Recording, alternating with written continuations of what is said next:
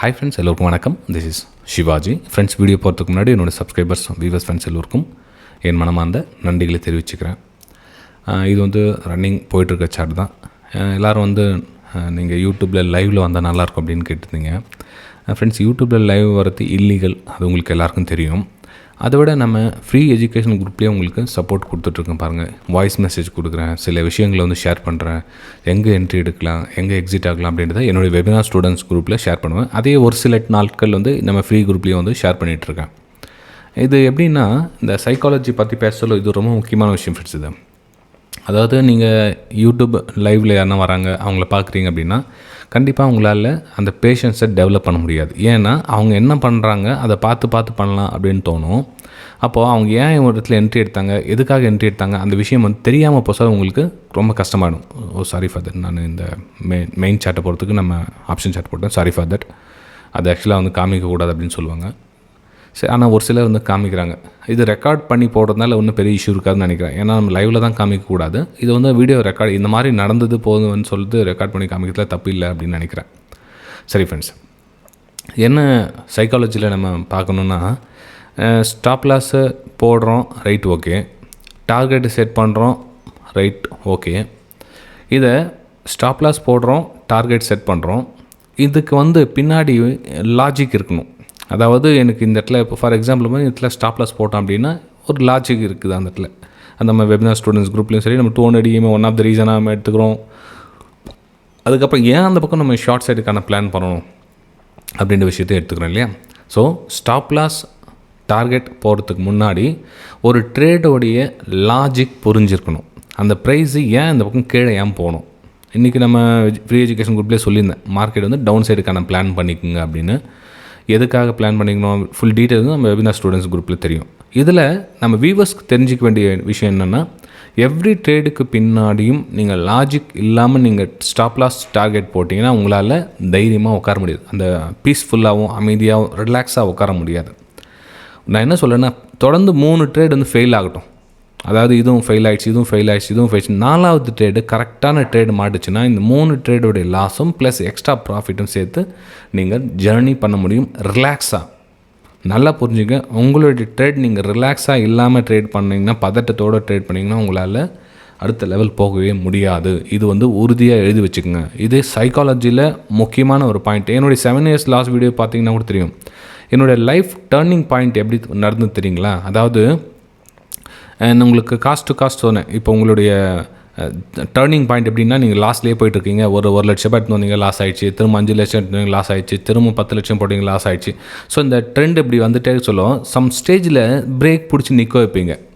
அந்த ஜோனுக்கு முன்னாடி, அதாவது நீங்கள் ஒரு முதல் ட்ரேடில் 1000 ரூபாய் சம்பாரிச்சிட்டிங்க, 2வது ட்ரேடில் 1000 ரூபாய் நஷ்டமாயிடுச்சு, 3வது ட்ரேடில் ஒரு 1000 ரூபாய் லாபம் ஆயிடுச்சு அப்படின்றப்போ உங்களுக்கு கணக்கு வழக்கு இல்லாமல் போய்ட்டுருக்கும். ஏன் அந்த பக்கம் ட்ரேட் எடுத்தோம், எதுக்காக ட்ரேட் எடுத்தோம், லாஜிக்கே இல்லாமல் போக சொல்ல உங்களால் அந்த ரீசனை உங்களுக்கு அடுத்து ஃபுல்ஃபில் பண்ண முடியாது. 3வது 4வது ட்ரேட் என்னவாக இருக்கும் தெரியாது.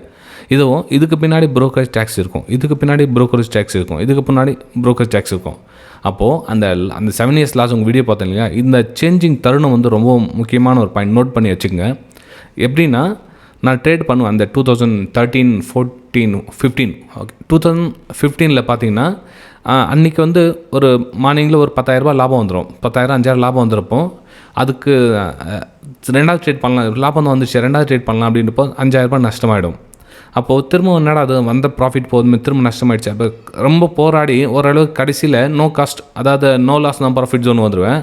ஆனால் அன்றைக்கான ப்ரோக்கரேஜ் டேக்ஸ் நான் கையிலேருந்து கொடுக்கணுமா இருக்கும். அந்த டர்னிங் பாயிண்ட் ஃப்ரெண்ட், அதாவது என்னுடைய லைஃப் எப்படி சேஞ்ச் ஆச்சு அப்படின்றத உங்களுக்கு மென்ஷன் பண்ண விரும்புகிறேன். சைக்காலஜி வீடியோவில் ரொம்ப முக்கியமான ஒரு நோட் பண்ணி வச்சுக்கோங்க. அந்த டேலண்ட் வந்துருச்சு. அதாவது நான் ப்ரோக்கர் டேக்ஸ் மட்டும் டெய்லி நான் பே பண்ணிட்டுருக்கேன், ஆனால் என்னுடைய முதல்ல நான் கேபிட்டல் பாதுகாத்துக்கிறேன் அப்படின்னு நீங்கள் வந்துட்டீங்க அப்படின்னா முதல் படி நீங்கள் வைக்கிறீங்கன்னு அர்த்தம். அதாவது ப்ரோக்கரேஜ் டேக்ஸ் நீங்கள் பே பண்ணுறீங்க, ஆனால் உங்களுக்கு லாபம் வரல. அந்த முதல் படி, உங்களுடைய வாழ்க்கையில் முதல் படி அப்படின்னு குறிப்பிட்டுங்க. ஏன்னா நீங்கள் ஓரளவுக்கு வந்துட்டீங்க, அதுக்கப்புறம் ஈஸியாக அவங்களால சமாளிச்சிக்க முடியும்.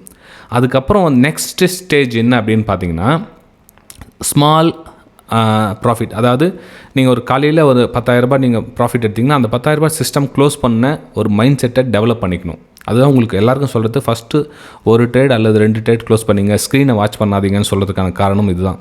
அந்த ஃபஸ்ட்டு ட்ரேடில் நீங்கள் அந்த ப்ராஃபிட் புக் பண்ணிவிட்டு சிஸ்டம் க்ளோஸ் பண்ணிக்கிட்டால் சூப்பராக வந்து மந்த் எண்டில் நீங்கள் கண்டிப்பாக நீங்கள் உறுதியாக இருப்பீங்க. ஏன்னா நான் அப்சர்வேஷன் பண்ணது என்னென்னா டெய்லி வந்து ஃபஸ்ட்டில் வந்து ப்ராஃபிட் பண்ணிடுறேன், அது புரியுது. அப்போ டெய்லி ப்ராஃபிட் பண்ணணும்னா ஏன் 2வது 3வது ட்ரேட் பண்ணணும்? மந்த்தில் நம்ம ப்ராஃபிட் வந்துட போகிறோம்.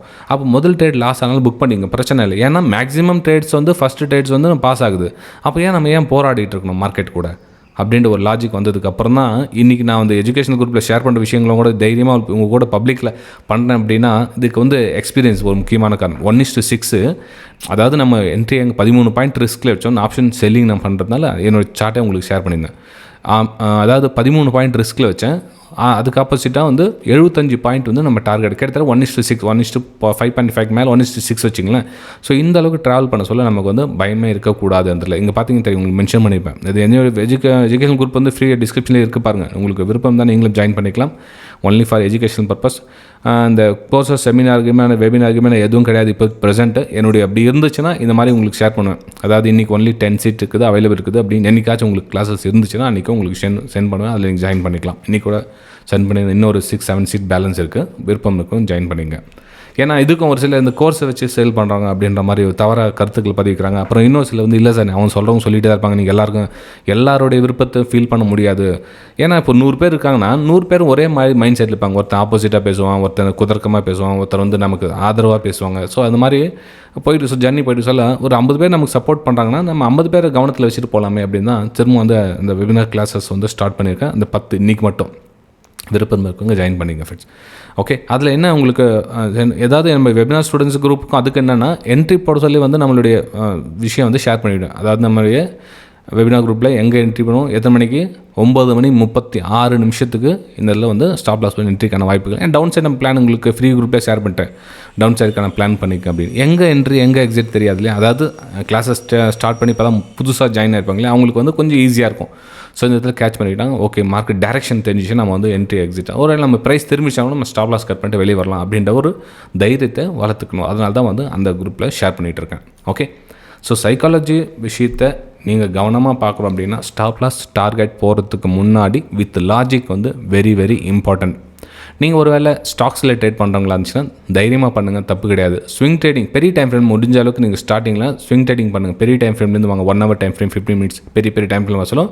அதுக்கப்புறம் ஸ்மால் டைம் இது மாதிரி ஈஸியாக கேட்ச் பண்ணுங்க. ப்ரைஸ் என்ன நடக்குது புரிஞ்சுக்கணும், வேறு எதுவும் இல்லை. நிறையா என்னென்னா ப்ரைஸ் புரிஞ்சிக்க மாட்டாங்க. இங்கே மேலே போயிடுமோ இல்லை இங்கேருந்து மேலே போய் இவங்களாம் ஒன்று கற்பனை தோணிக்கிட்டே இருக்கும். இந்த பக்கம் 25,000 சப்போர்ட் இருக்குது, மேலே போய்டும், 25,000 சப்போர்ட் எடுத்துருச்சு அப்படின்வாங்க. ஆக்சுவலாக இந்த சப்போர்ட் எடுத்துச்சு மைண்ட் செட் தான் எனக்கு டார்கெட் அவங்களுக்கு. ஏன்னா அவங்களும் எஸ்எல்லாம் போட்டுப்பாங்க, இந்த இடத்துல ட்ரிகர் பண்ணிக்கலாம் அப்படின்னு என்னுடைய தாட்ஸ் இருந்துச்சு. ப்ரைஸ் அதே மாதிரி வந்துச்சு.